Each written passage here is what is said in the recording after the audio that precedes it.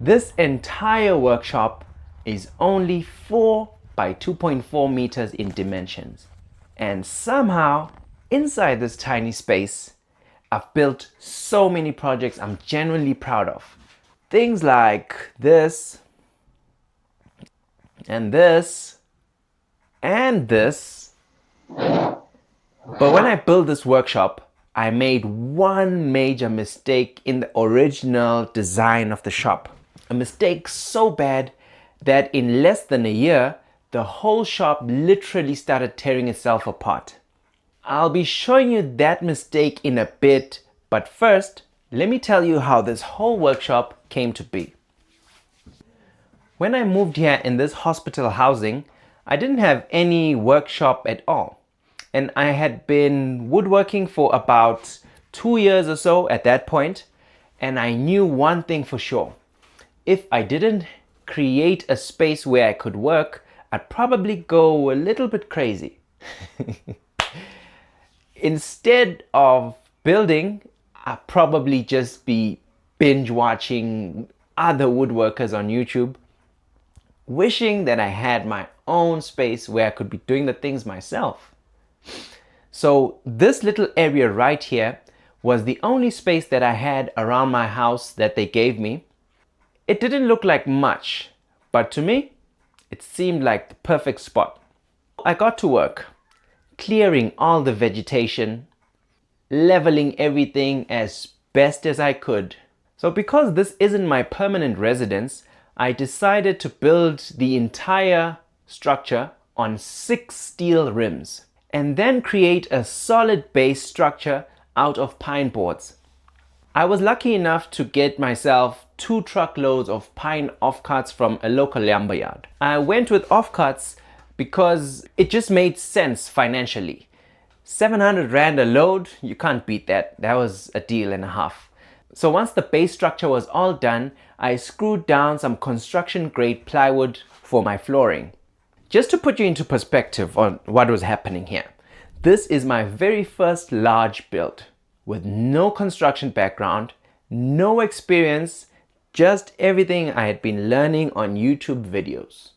For the walls, I figured it would be best to build the wall frames first, and then I come back and mount the offcuts on top of it while it's still on the floor.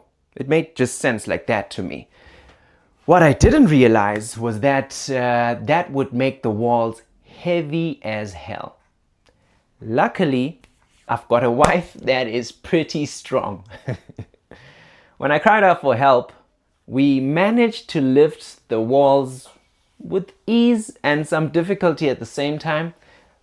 May God bless you with even more strength, my love. Then came the roof. This was by far the scariest part of the entire build. I honestly had no idea what I was doing, but my woodworker brain basically told me, bro, half flap joints would work perfectly here. Solid, I'll have a solid structure, everything would sit flush, and I can mount the corrugated irons easily right on top. Yeah, about that. This was the big mistake that I was mentioning earlier on in the video. The half lap joints did not work in my favor. How, you ask? Just a few months down the road, the wood started like bowing because the wood structure was not very strong, and everything got worse from there when it started leaking, when the rainy season came through.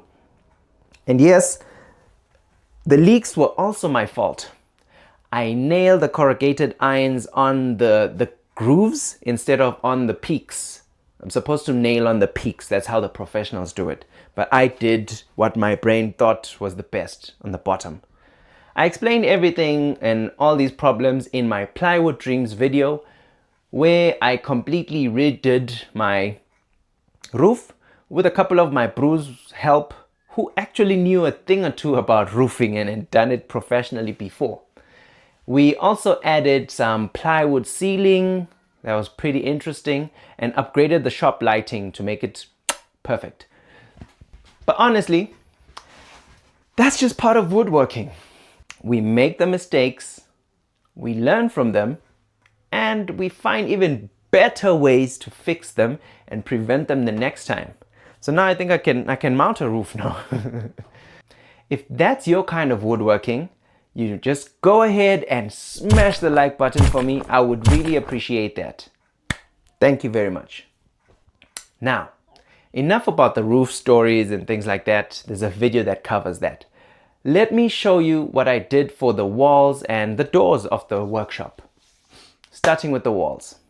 I started by spraying the entire structure with some wood primer, the pink one, to prevent some rot and mold that can grow eventually. Then I added a thick plastic layer on the inside, followed by pink insulation. And yes, I definitely needed insulation. Why? Not just for temperature control, but also not to completely annoy my neighbors, because we be making some noise in here and we build a lot of stuff on the weekends especially. I closed everything up with some plywood boards and some MDF, and just to finish everything up I gave it a coat of paint. So now for the doors. I originally built this set of doors just right after I built the whole structure. Then later on, after the roof video, I went on and made these awesome looking doors. There's a full video of that build as well, if you want to check it out. Link up there, or this side. I'm actually making the same design of the doors for my church right now. I'm pretty excited about that one. Here's a quick look of them right now. They're over right there. Check. Honestly, this is one of those moments where I just stop and just to be grateful. Grateful for the gift God gave me to work with my hands. Like I built everything with this. It's crazy. And to build things that can serve others as well. It's very humbling. Because of what started just as trying to create a tiny space to work, somehow turned into a whole YouTube journey, which we're on right now. Right now, this channel is sitting on 986 subscribers. And honestly, that just blows my mind. If you've been enjoying the builds, the mistakes, the fixes, and everything in between, I'd love for you to subscribe to the channel. And to help us reach 1,000 subscribers. Whoa, I'm really excited about that one. Let's reach 1,000 subscribers together. I can't wait. All right, let's get back to the story. Honestly, woodworking is pretty fun. We get to make mistakes, we learn from them, and we find even better ways to fix things and prevent them the next time they happen again. Now, enough about the roof and the build. That's done. Let me show you the inside of my shop, how it looks right now. As for the inside of my shop, it's been changing gradually, slowly, to fit the workflow better and better as time goes on, as I grow as a woodworker as well. Right now, I would say it's a fully fledged workshop where I can build almost anything. As you saw with some of those clips that I showed at the start of things I built and the videos I have on my channel. I recently upgraded my workbench from my original design of the ultimate workbench. Now it's actually ultimate. If you're interested, make sure that you subscribe so you can see how I made this upgrade right now, because right now it's actually ultimate. It's got a flip top miter saw, it's got a table saw over there, I've got my planer, I want to build a router table over there, I want to put a DIY vise, a quick release vise. I can't wait for the quick release vise, that one is interesting. Oh yeah, and you see this glowing logo behind me right here? I also made it. No CNC, just bare hands and enthusiasm. So if you want to check out that video, make sure that you just click this video right here. Go ahead, that one there. Thank you.